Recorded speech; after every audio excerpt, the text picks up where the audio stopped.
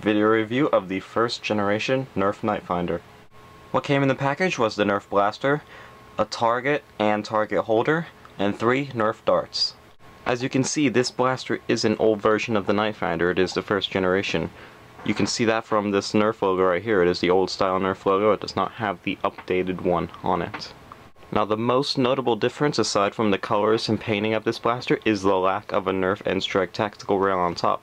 As you can see on the new blasters, it has a tactical rail.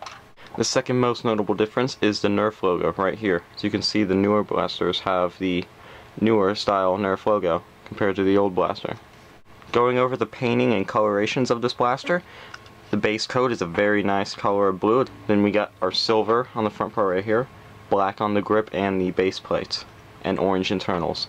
Looks pretty nice.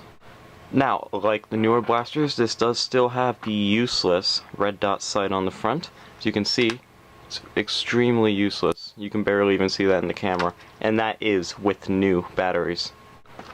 Going over the external features, we're going to start down here with the base plate. This is where you insert your 2 AA batteries. We're going to go back here to our plunger rod. Pull that back to prime the blaster. Up top to our sights. This is the rear and the front sight. Now, this is a non-traditional sight system. There is no 2 rear sights. It only has 1 rod there and 1 there. Going over to the front, we have our barrel, clerked as the original, or the newer Nerf Nite Finders, same barrel. To the front, we have our useless red dot sight. I don't want to call it a red dot because it's really not a red dot, but yeah, it's useless like the newer ones.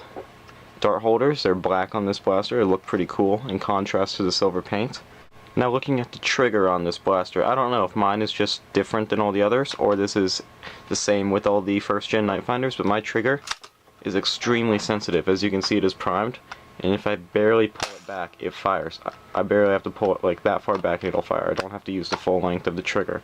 And sometimes, if you prime it quickly, it won't catch. It'll just go back and go forward. It won't catch on the catch.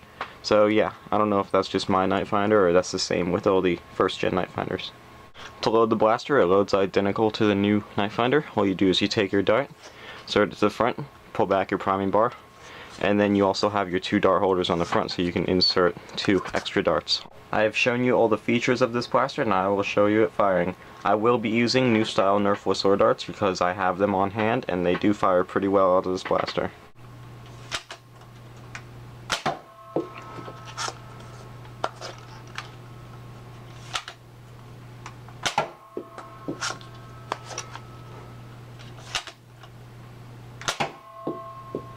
Now, I have not range tested this blaster, but it is hitting ranges around the same as most stock Nerf Nite Finders. Now, if you find one of these blasters at a good price, I would recommend picking it up. They're not very rare, but they're really cool to have.